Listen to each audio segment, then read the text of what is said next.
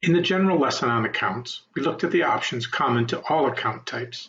In this lesson, we will look at the additional options available for bank accounts. The rate of return parameter is used to estimate the rate at which the account is expected to grow.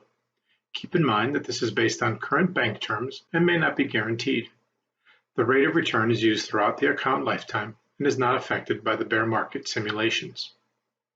The reinvest percentage is used in the years in the plan when the total income exceeds the expenses defined for the year.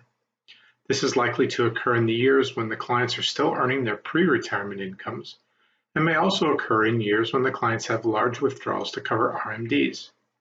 The excess for the year is multiplied by this percentage, and that amount is added back into the account at the start of the following year. The withdrawal sequence attribute is used only for managed accounts and bank accounts.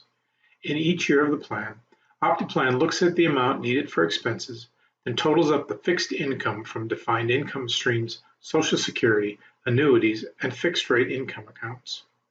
If the fixed incomes don't provide enough to cover the indicated expenses, the additional amount needed is drawn from the managed stock and bank accounts. When this happens, the withdrawal sequence attribute is used to define the order in which the accounts are used to provide this income. Money can be withdrawn from the account sequentially or proportionately, or a combination of both. To explain this more clearly, consider a case where you have 4 managed stock or bank accounts, and you set their withdrawal sequence attributes to 1, 2, 3, and 3 again. With these values, all income needed to meet the yearly expenses will be drawn from account 1 until it's depleted. At that time, the program will start withdrawing from account 2. When account 2 is depleted, the needed income will be withdrawn simultaneously from accounts 3 and 4. The amount contributed by each account will be proportional to the balance in each account.